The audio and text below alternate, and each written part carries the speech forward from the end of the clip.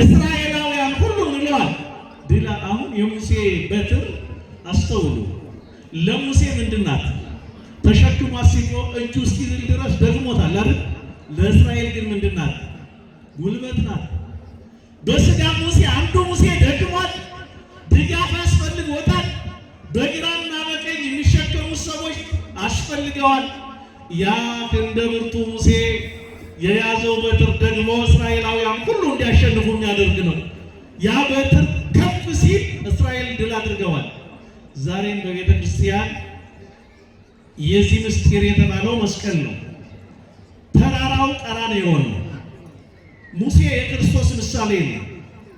እጆቹን መዘርጋቱ ጌታችን አምላካችን መድኃኒታችን ኢየሱስ ክርስቶስ መስቀል ላይ እጅና እግሩ በተቸነከረ ጊዜ ራሱን ለሞት በፈቃዱ አሳልፎ በሰጠ ጊዜ እንደ ሙሴ እጆች ለሞት በዛለ ጊዜ ራሱን ባዶ አድርጎ የሰው ልጆችን ሁሉ ነፃ ባወጣ ጊዜ እንደ አሮንና እንደ ሆር ዮሴፍና ኒቆዲሞስ ከመስቀል ላይ ባወረዱት ጊዜ እኛ ከታሰብንበት መከራ ሁሉ ነፃ ወጣን። ክብርና ምስጋና ለስሙ ይሁን። ያ በትር የክርስቶስ መስቀል ምሳሌ ነው። ይህ መስቀል ሸክማችን ነው፣ ግን ምናችን ነው? ኃይላችን ነው። እዚህም ላይ ያሉ በዚህ ምድር ላይ ያሉ ሸክሞች ሁሉ ምን የሚሉ ናቸው? የሚያደክሙ ናቸው። ጉልበት የሚሆን ሸክም የለም። ጉልበት የሚሆን ኃይል የሚሰጥ ሸክም የለም። ጌታ ግን ያንን መስቀል ተሸከሙ ሲለን ድካማችን ምን እንዲል ነው? እንዲወገድ ነው። የተሸከምነው ሸክም ሆኖ የተሰጠ ብቻ ሳይሆን ደካሞች ሸክማቸውን አራግፈው የሚሸከሙት፣ ግን ደካሞች ሸክሙን ካላራገፉ ከሸክማቸው ጋር ግን አይስማሙ። ለዚህ ነው በማርቆስ ወንጌል ምዕራፍ 8 ቁጥር 34 ጀምሮ እኔን መከተል የሚወድ ቢኖር ይጽልዓ ለነፍሱ ወያጥብ፣ ራሱን ይካዳል፣ ይጨክን። ምን ይበል? ምን ይበል? አሁን በስንት ነገሮች ጨክነ የክርስቶስን መስቀል ለመሸከም ግን አንጨክንም። መጀመሪያ ራሱን ይካዳል።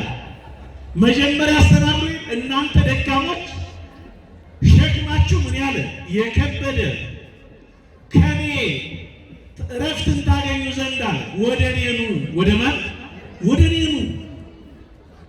ደግሞ ሸክሜን በላያችሁ ላይ አኑሩ፣ ለነፍሳችሁ እረፍት ታገኛላችሁ። ሸክሜ ደግሞ ምንድን ነው አለ? ቀሊል ነው አለ። ቀላል ነው፣ የሚያሳርፍ ሸክም ነው፣ ልዝብ ነው። አዎ ክርስቶስ የተሸከመው መስቀል እኮ ልዝብ አልነበረም እኮ አይደል? እርጥብ መስቀል አድርጋ ሸከሙት። እኛ ላይ እኮ ነው የደረቀልን። እሱማ የተሸከመው እኮ የወንበዴዎች መቀጣጫ ተብሎ በተሰየመበት ዘመን ነበረ። እሱ ከተሸከመው በኋላ ግን መስቀል ምን ሆነ? ጌጥ ሆነ፣ ኃይል ሆነ፣ ጉልበት ሆነ። ኃይለኛው ክርስቶስ ደካማ ሆኖ በሥጋ ተገልጦ በደካማ ሰው አምሳል ጳውሎስ እንደተናገረ ራሱን ባዶ አድርጎ ቀራንዮ ላይ ለመስቀል ሞት ተላልፎ ከተሰጠ በኋላ ያ የወንበዴዎች ሁሉ መሰቀያ የነበረው መስቀል ምን ሆኗል? ጉልበት ሆኗል፣ ኃይል ሆኗል፣ ጌጥ ሆኗል። ትናንት በመስቀል የሚሰቀሉ ሰዎች ማፈር ነበረባቸው። ዓለም ላይ ትልቁን ወንጀል የሰሩ ሰዎች ተብለው የሚሰቀሉበት ነበር። ዛሬ ደግሞ መስቀሉን የሚሸከሙ ሰዎች የመስቀሉን ክብር የተረዱ ብቻ ናቸው። ሞገሳቸው ክብራቸው እንደሆነ የሚረዱ ናቸው። ስለዚህ ባለቤቱ ምን አለ? ራሱን ይካድ። መጀመሪያ መስቀሉን ለመሸከም ራስን መካድ። ራስን መካድ ሲባል ቋንቋችንን፣ ማንነታችንን፣ ስማችንን፣ ጾታችንን፣ ሌላውን ነገራችንን መተው መርሳት ማለት አይደለም። ብዙ ሰው እዚህ ላይ በመሰለው ብዥታ ይናገራል። ራስን መካድ ማለት የኛ ፍላጎት መስቀሉን የሚጋፋ ሆኖ ቢገኝ የኛ ስሜት፣ የኛ ሐሳብ፣ የኛ እቅድ ለነገረ መስቀሉ እንቅፋት ሆኖ የሚገኝ ከሆነ ክርስቶስ የሞተልንን ያደረገልንን ውለታ የሚረሳ ከሆነ ያንን መተው ማለት ነው። እንዲያውም እኮ ቤተሰቡን ሳይቀር ይላል ከኔ ይልቅ እናቱን አባቱን ልጁን የሚወድ ለእኔ ሊሆን አይገባውም ማለት። እኔ ነግሼብህ እንዳልኖር እንቅፋት የሚሆን ሰው ቢኖር ለጣዖት እንድትሰግድ ወደ እኔ እንድትመጣ ነገረ መስቀል እንድታስብ የማይፈቅድልህ አካል ቢኖር እናት አባትን ቢሆን እንኳን ከኔ በላይ ባንተ ዘንድ የከበረ ሊሆን አይችልም። ለጣዖት ካልሰገድ በቤተ ክርስቲያን ከተመላለስክ ሃይማኖተኛ ከሆነ ርስቴን ጉልቴን አላወርስህም እንደ ልጄ አልቆጥርህም የሚል ወላጅ ቢኖርህ ራሱን ይካድ። ለክርስቶስ ብገዛ ባመልከው ክርስቲያን ብሆን ይህን ስልጣን አጣለሁ፣ ይህን ክብሬን አጣለሁ፣ ይህን ገንዘቤን፣ ይህን ምቾቴን አጣለሁ የሚል ስሜት በውስጥ ቢያድር ያንን ምን በለው ካደው ወይ አድር ጨክን ምን በል። አሁን እኛ ብዙ ነገሮችን ጨክነን እንወዳለን። ያቃተን ጨክነን እግዚአብሔርን መውደድ ነው አይደል? የብዙዎቻችን እኮ ችግር ይሄ ጨክነን የእግዚአብሔር መሆን ነው ያቃተን። እንመላለሳለን፣ ቤተክርስቲያን እንመጣለን፣ እግዚአብሔር እናመልከዋለን። ንስሐ ለመግባት ሥጋው ደሙን ለመቀበል መጨከን አልቻለም። መስቀል መሸከም ያ ነው መጨከን ነው። እሱ ጨክኖልን ያንን ሁሉ ዋጋ እንደከፈለ አይደል እንዴ የምናውቀው? መስቀል ማለት እኮ ያ ነው። አንድ ሰው መስቀሉን ተሸከመ የሚባለው እኛውን ስለ ነገረ መስቀሉ ወይም ደግሞ መስቀል ብለን ስለምንጠራው ስለምንመካበት መስቀል እናንተ ጋር ግርዶሽ አለ ብዬ ስለማላምን ተደጋጋሚም ስንሰማው ስለሰነበት ስለ መስቀሉ አይደለም። መስቀልን መሸከም ሲባል ሶስት ነገሮች አሉ። ስንት አልኳችሁ? ሶስት። በተለይ ሁለቱም እንድትረዱኝ ይፈልጋል። የመጀመሪያው የክርስቶስን መስቀል መሸከም ማለት ቀራንዮ ላይ የተከፈለውን ውለታ በአይምሮ ማሰብ ማለት ነው።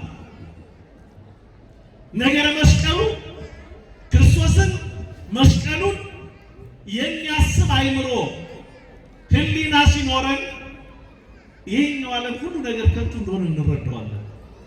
ተንቀን ሰዎች ቢንቁን ዋጋ የለሽ ቢያደርጉን ማንም የለንም ብንል የሞተልን አምላክ አለ። እዚህ ዓለም ላይ እርባና ቢስ ልኖር እንችላለን። ሰዎች እንደ ወላጅ እንደ ልጅ ሊያዩን ይችላሉ። በመስሪያ ቤት ሰዎች ሊያቃልሉን የማንጠቅም ሊያደርጉን ይችላሉ። በመንደር ውስጥ ሰዎች ትኩረት የማይሰጡን ሊያደርጉን ይችላሉ። በማህበር ውስጥ ሰዎች ትኩረት ላይሰጡን ይችላሉ። የሞተልን ግን ማን አለ?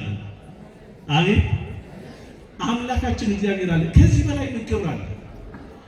የኛ ህይወት እዚህ ቦታ ላይ ከጀመርነው ዕቅድ አንጻር ብዙ ነገር ሲበላሽ ባዶነት ይሰማን ይሆናል።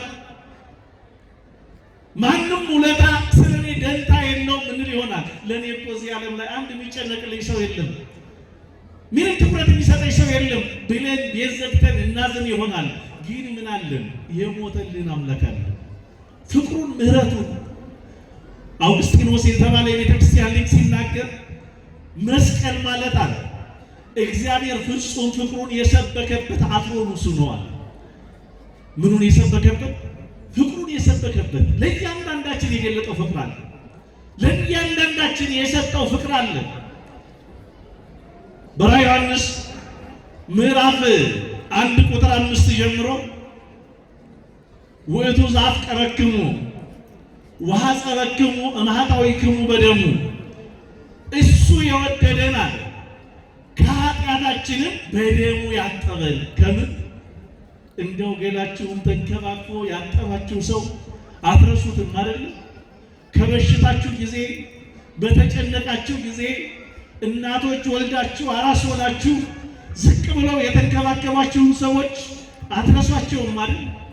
እድፋችንን ያስወገዱልን ሕመም ያስታገሱልን ሰዎች በጣም ውለታ ካላቸው ሰዎች ሊያጥቡት የማይቻለውን ኃጢአት በውሃ ያጠቡን ሰዎችን የምናመሰግናቸው ከሆነ ያለቀሱልን ሰዎች የምናከብራቸው ከሆነ ሰው በደሙ የሰውን ደም ያጥባል እንዴ? ሰው በደሙ ሰውን ያጠጣል እንዴ? ለማንም ሊሆን የማይቻለውን ነገር አምላካችን እግዚአብሔር ለኛ አድርጎልናል። ክብርና ምስጋና ለስም አጠራሩ ይሁን። ስለዚህ ይህም ፍቅር ነው ክርስቲያኖች የሚጎለን። በዚህ ፍቅር ውስጥ የሚኖር ክርስቲያን እርግጠኛ ነኝ ኃጢአት የሚያስብበት ሕሊና አይኖረውም። ነገረ መስቀሉን የሚያስብ ሰው ቀራንዮን ክርስቶስ የተሰቀለው ቀራንዮ ማለት ጎልጎታ ወይም ሊቶስትራ ብለን የምንጠራው ቀራንዮ ትርጓሜውን ስናየው የራስ ቅል ማለት ነው። የምን ቅል አልኳችሁ? የራስ ቅል። የመጀመሪያው የራስ ቅል የተባለው ሰው ሞቶ ፈርሶ በስብሶ የሚቀረው አንዱ ምኑ ነው? ጭቅላቱ ነው አይደል?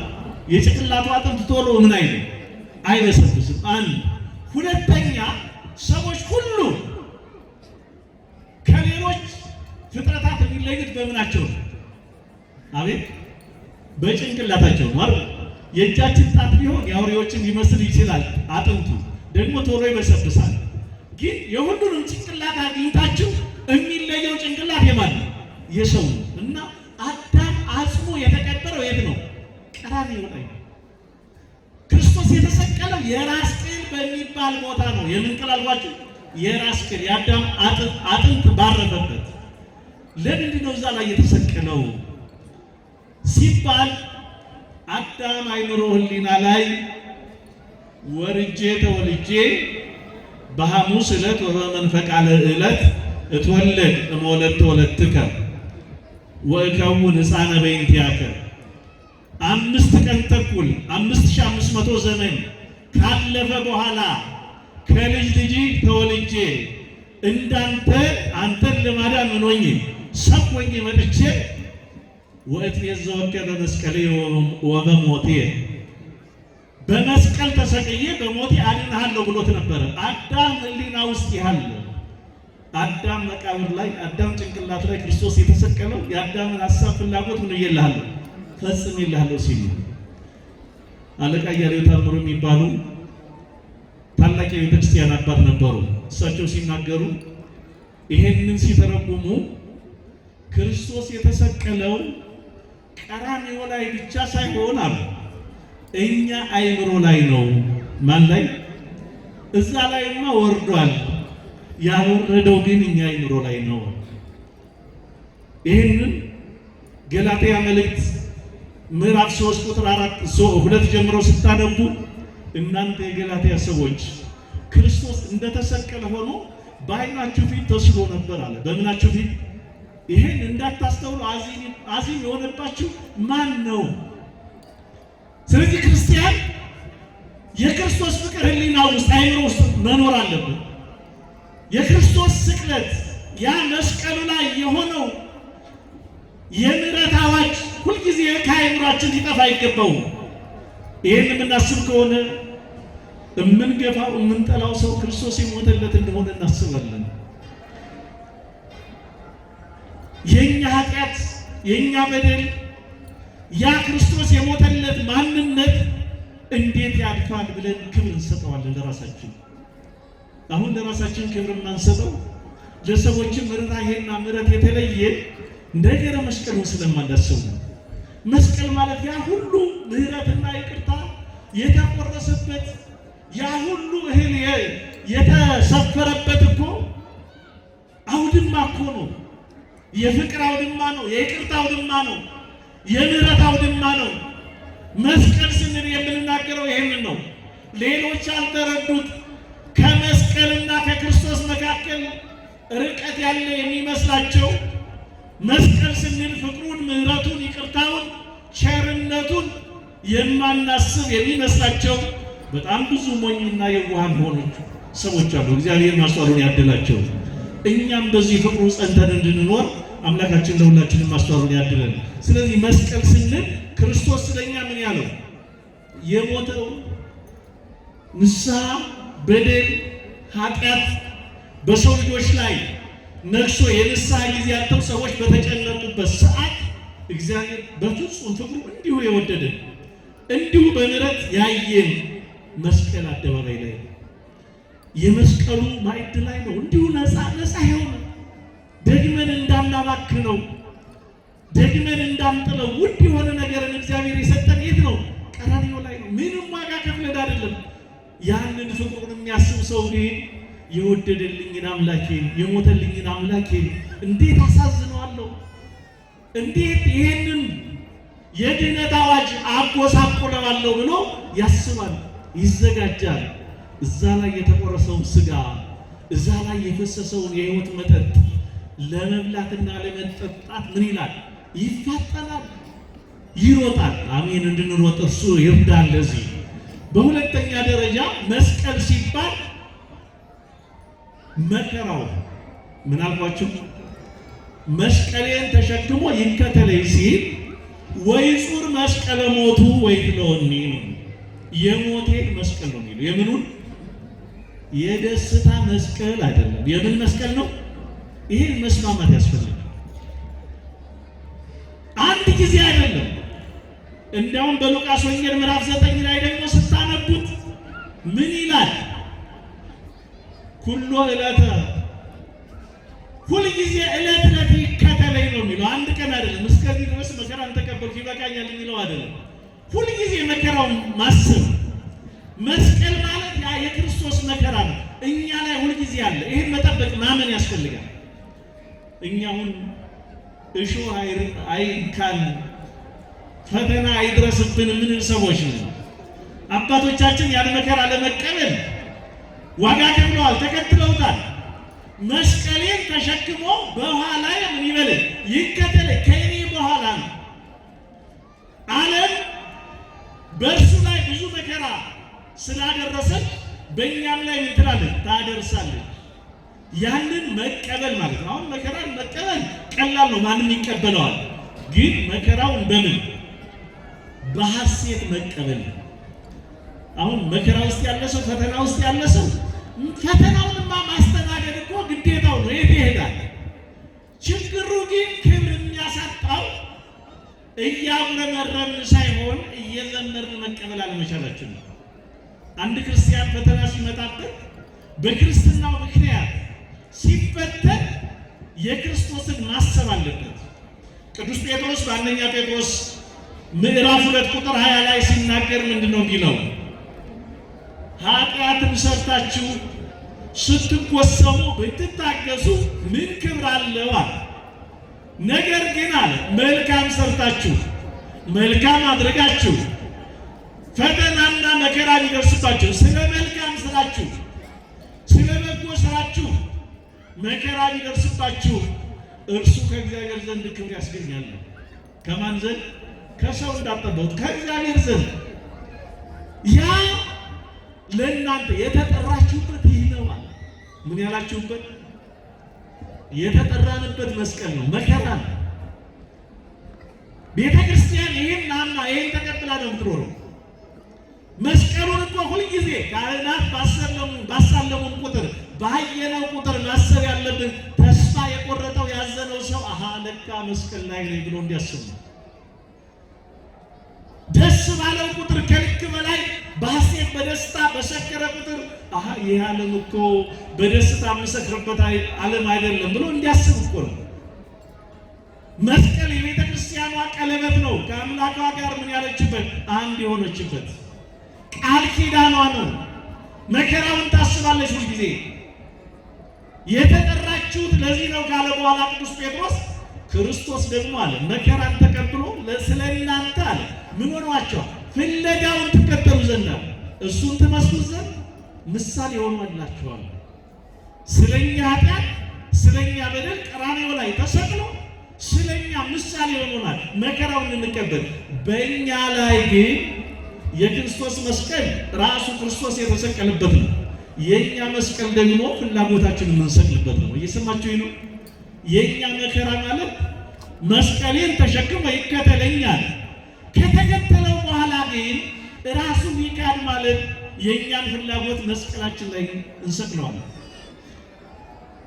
በገላትያ መልእክት ምዕራፍ 5 ቁጥር 24 ላይ ወይለሰ በኢየሱስ ክርስቶስ ሰቀሉ ሥጋሆሙ ምስለ ፍትወት ወምስለ ኃጢአት፣ የክርስቶስ የሆኑት ግን ሥጋን ከክፉ ምኞቱና ከምኑ አለ ከሥጋ ምኞት አላለ ከክፉ ምኑ ምኞቱ ከክፉ ስራውና ምኞቱ ጋር ምን አሉ ሰቀሉታል። አያችሁ፣ እኛ መስቀልን መከተል ማለት መስቀልን መያዝ ማለት የሥጋን ክፉ ሐሳብና ምኞት፣ የዓይንን አምሮት፣ የሥጋን ስሜት፣ ኃጢአቱንና በደሉን መተው፣ ማሸነፍ፣ ድል ማድረግ ማለት ነው። የኛ መስቀል ያ ነው። ያ ክርስቶስን የምናውቅበት ማለት ነው። ከክርስቶስ ጋር አንድ የሆንበት ማለት ነው።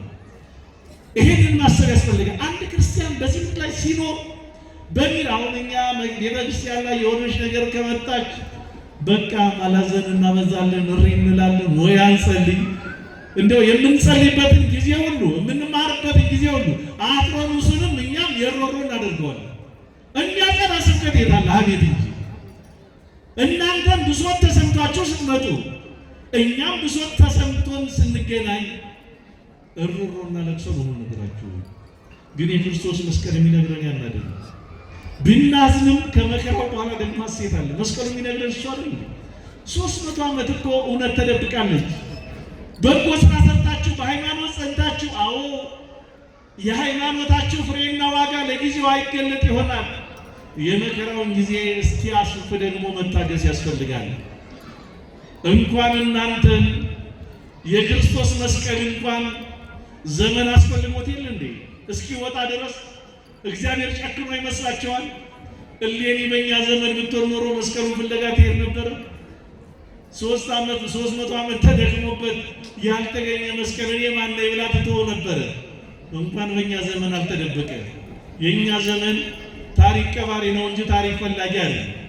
የእኛ ዘመን የመቅበር እንጂ የመቆፈርና የማንሳት ፍላጎት የለው። በእኛ ዘመን ቢሆን ኖሮ እኛ በእኛ ታሪክ እንኳ በዚህች እንኳ ከሸማኔ መወርወሪያ በምትፈጥነው ዕድሜያችን እንኳን ስንት እውነት ነው አይናችን እያየ የተቀበረው፣ ስንት አንድነት ነው አይናችን እያየ የተቀበረው። ዝም ብለን እያየን አቧራና ትቢያ እየበተንን አብረን የሚነገረውን እያስተጋባን የሚባለውን እየተቀባበልን ጥራጊ አውጡ ሲባል አብረን ጥራጊና አቧራ እያበነን ስንት እውነቶች ነው የተቀበሩት? ስንት እውነተኞች ነው የተቀበሩት? የኛ ድርሻ ምንድን ነው? መስቀል የተሸከመ ሰው ለእውነት ይቆማል፣ አያፈገፍግም። መስቀሉን የሚያምን ሰው ተስፋ አይቆርጥም። ለእውነት ምንም ይሁን ይደክማል። አንዲት ሴት ታሪክ ከሰራች፣ አንዲት ሴት እግዚአብሔርን ይዛ እንዲህ ካደረገች እነ ኪራኮስን የሚመስሉ ሰዎች ዛሬ ለምን ጠፉ?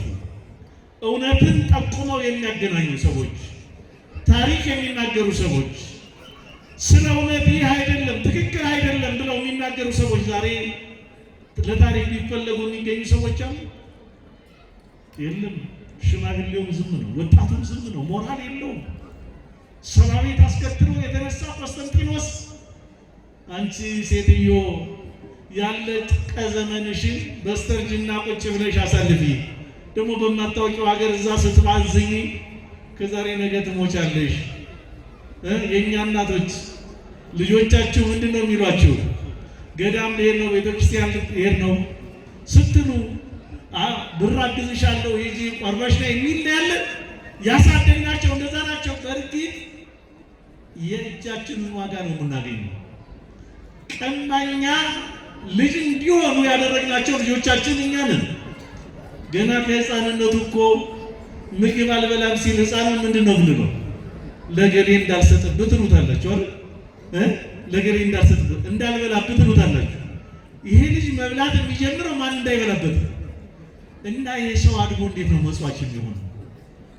ይሄ ሰው ንፉግ ቢሆን ሲያድግ ጥፋቱ የማን ነው? መስቀልን ተሸክመው የሚኖሩ መከራን ለመቀበል የተዘጋጁ ሰዎችን ማፍራት የምንችለው እኛ ነን። የክርስቶስን መስቀል መከራውን አምኖ መኖር ማለት ነው። መስቀሌን ተሸክሞ በኋላዬ ይከተለኛል። ነፍሱን ሊያድናት የሚወድ ቢኖር ስለ እኔና ስለ መስቀል አሳልፎ ይሰጣታል። ዛሬ ለእንጀራው፣ ለኑሮ፣ ለብር፣ ለስልጣን ሰው ራሱን አሳልፎ ይሰጣል። ለስጋዊ ፍቅርም እንደዚሁ።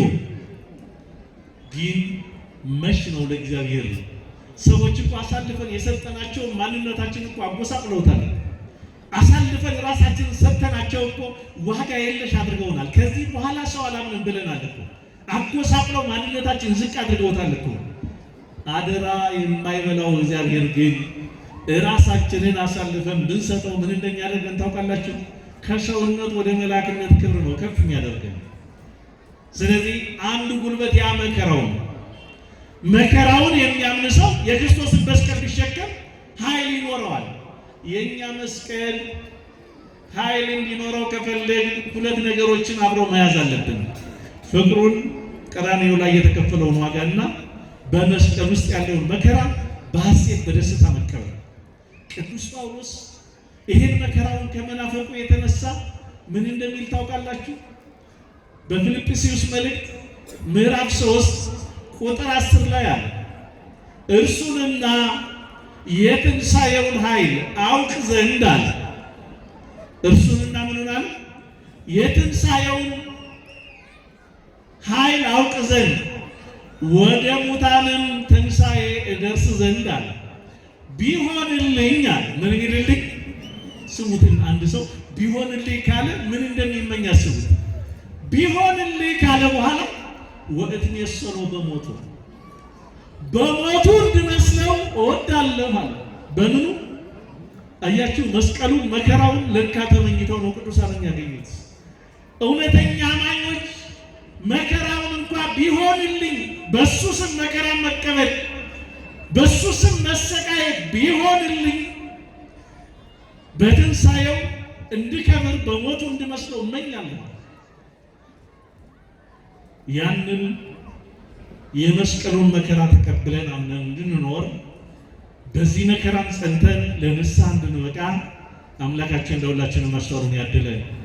ሶስተኛውና የመጨረሻው ሰሞኑ ሲነገር ሲሰበክ የኖረው መስቀሉ ራሱ የክርስቶስ መስቀል ጸርነ፣ ይሄ ማን ነው? ቤዛነ ጽንዕነ ቤዛነ በማእከለ ጸር፣ በጠላት ዘንድ ድል አድራጊ የሆነ ቤተ ክርስቲያን ከላይ ከጉልላቷ ጀምሮ እስከ ምዕመናን አንገት ድረስ ከቤተ ክርስቲያን መንፈሳዊ አገልግሎት ጀምሮ እስከ ውሳጤያዊ እስከ እያንዳንዳችን ማንነት ውስጥ ድረስ የክርስቶስ መስቀል